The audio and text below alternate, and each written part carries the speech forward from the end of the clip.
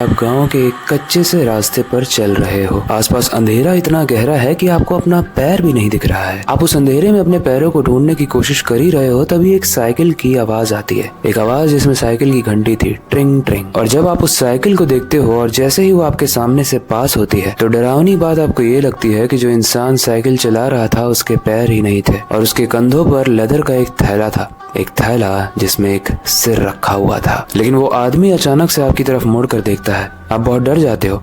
फिर वो आपकी तरफ आने लगता है और साइकिल से उतरकर आपके हाथ में एक चिट्ठी देता है। उस दिन के बाद से आपके घर से हर रोज एक लाश उठने लगती है। कैसे ये कहानी काफी डिस्टर्बिंग है, और जब मैंने ये कहानी पढ़ी तो मेरे रोंगटे खड़े हो गए, क्योंकि ये कहानी है एक श्रापित डकई की, यानी जिसे हम पोस्टमैन भी कहते हैं। एक ऐसा पोस्टमैन जो मौत की चिट्ठी बनाता है। अक्सर हम अपनी रिलेटिव्स की चिट्ठियों का वेट करते हैं, लेकिन ये एक ऐसी चिट्ठी है जिसका कोई भी वेट नहीं करना चाहता है, क्योंकि ये अपने साथ सिर्फ संदेश नहीं बल्कि मौत भी लाती है। आज की कहानी में आपको बहुत ज्यादा मजा आने वाला है, लेकिन डर भी लगेगा। लेकिन उससे पहले हेलो गाइस, मेरा नाम है अविनाश कुमार और आप देख रहे हो सीखो ऑफिशियल शो हॉरर स्टोरीज। ये बात है 1970 के आसपास की, जब उत्तर प्रदेश के एक छोटे से गांव रामपुर में एक पोस्टमैन काम करता था। इसका नाम था हरि प्रसाद। वो एक बहुत ही ईमानदार और समझदार आदमी था और वो सुबह से लेकर शाम तक बस अपनी साइकिल पर लेटर्स को डिलीवर करता था। अब हरि प्रसाद का जो नेचर था वो बहुत ही दयालु था, बहुत ही फ्रेंडली था, इसलिए सब उसको पसंद करते थे। लेकिन बोलते हैं ना, इस दुनिया में अच्छा होना भी अपने आप में एक श्राप है। लोग आपकी अच्छाई का गलत इस्तेमाल करते हैं, और यही हुआ हरि प्रसाद के साथ। दरअसल हुआ ये कि रामपुर गांव में एक नई सरकारी टीचर मिस कविता ने रिसेंटली ज्वाइन किया था। कविता एक सिंगल मदर थी और उनका चेहरा और कैरेक्टर दोनों ही बहुत अच्छा था। लेकिन एक दिन उसी गांव के मुखिया के बेटे दिलवार की नजर इस कविता पर पड़ गई। उसने कविता को बहुत पटाने की कोशिश की, बहुत ज्यादा उसे मनाने की कोशिश की, लेकिन कविता ने उस पर घास तक नहीं डाली। बेसिकली कविता को उसमें कोई इंटरेस्ट नहीं था। इसीलिए वो मुखिया का बेटा एक साजिश रचता है, एक साजिश जिसमें वो एक झूठी चिट्ठी लिखकर कविता को मिलने के लिए बुलाएगा और उसके साथ दुर्व्यवहार करेगा ताकि वो उसका घमंड तोड़ पाए। इसीलिए वो एक फर्जी चिट्ठी लिखता है, एक चिट्ठी,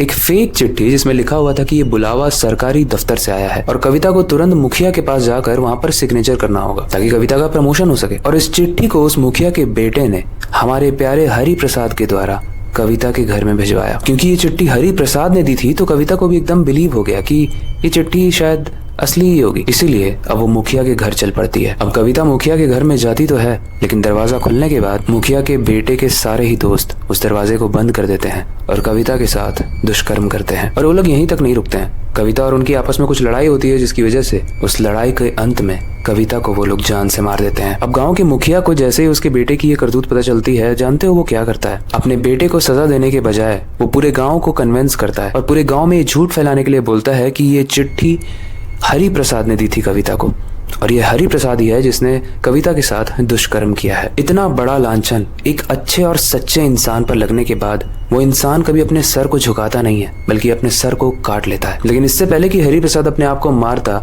गांव वालों ने गुस्से में आकर हरि प्रसाद के पैर तोड़ दिए। वो बेचारा रेंगते हुए अपने बेटे के पास गया, बस ये बताने के लिए कि बेटा तू अपना ध्यान रखना, मैं अब जिंदा नहीं बचूंगा। लेकिन रेंगते रेंगते हरि प्रसाद की सांस टूट गई और जब उसका बच्चा सुबह उठा तो वो रोता गया। वो रोता गया क्योंकि उसे पता नहीं था, क्योंकि उसके इतने अच्छे पिता जिन्होंने जिंदगी में कभी किसी के साथ बुरा नहीं किया है, उनका ये हाल किसने किया। गाइस, यहाँ पर हरि प्रसाद का अंत तो हो गया, लेकिन हरि प्रसाद का बदला अभी बाकी था। उसके बाद से माना जाता है कि हर रात एक साइकिल की आवाज आती है, एक साइकिल की चलने की आवाज, जिसमें से ट्रिंग ट्रिंग घंटी की भी आवाज आती है, और उस साइकिल को हरि प्रसाद चला रहा होता है। अब क्योंकि उसका पैर टूटा हुआ था जब वो मरा, तो उसके पैर नहीं दिखते हैं, लेकिन फिर भी साइकिल चल रही होती है। उसकी शक्ल एकदम वैसी ही थी जैसा वो मरा था, यानी चोट खाई हुई शक्ल, खून बहता हुआ शक्ल, आंखें एकदम फूटी हुई और जबड़ा एकदम टूटा हुआ। लेकिन सबसे डरावनी बात यह है कि वो हरि प्रसाद एक चिट्ठी देता है, एक चिट्ठी जो वो जिसको भी दे दे उसकी मौत आ जाती है। ऐसा माना जाता है कि उस दिन के बाद से उसने एक एक करके उन सारे ही गांव वालों को मार दिया जो उस कॉन्स्पिरेसी में इन्वॉल्व थे, उस झूठी न्यूज में इन्वॉल्व थे, जिसकी वजह से हरि प्रसाद को मारा गया।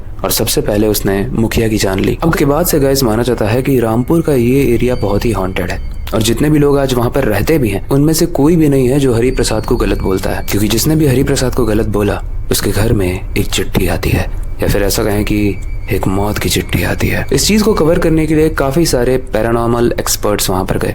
ऐसे एक्सपर्ट्स जो भूतों को डिकोड करते हैं। अब जब मैंने इस कहानी के बारे में रिसर्च की तो मुझे ऐसा कोई ठोस सबूत नहीं मिले जिसमें मुझे पता चले कि असली में ऐसा कोई इंसान है जो साइकिल चलाकर आता है। लेकिन जिस हिसाब से लोगों ने अपने एक्सपीरियंस को शेयर किया है रेडिट पर या फिर और भी फेसबुक के या यूट्यूब के पोस्ट पर, आप जाकर उसे देख सकते हो। एंड इन चीजों में एक चीज कॉमन है कि वहां पर कुछ तो है। गाइस, इस कहानी में डर तो था लेकिन उसी के साथ एक सीख भी थी। एक सीख कि जब पावर एक गलत इंसान के हाथ में होती है, जैसे इस कहानी में मुखिया के हाथ में, तो हमेशा उसका गलत इस्तेमाल ही करता है। जैसा अभी पिछले साल ही पोर्शे वाला एक्सीडेंट केस हुआ था, जिसको किस तरीके से लोगों के सामने मैनिपुलेट कर दिया गया और उस केस में उसका बच्चा छूट गया, उसे सजा भी दी गई। तो क्या ऐसे लिखने की मतलब ये कितनी बड़ी सजा थी। इसलिए मेरा ये मानना है कि पावर बहुत जरूरी है इंसान के हाथ में रहना, लेकिन एक सही इंसान के हाथ में रहना। क्योंकि गलत इंसान के हाथ में अगर पावर आती है तो वो वही करता है जो इस कहानी के मुखिया ने किया।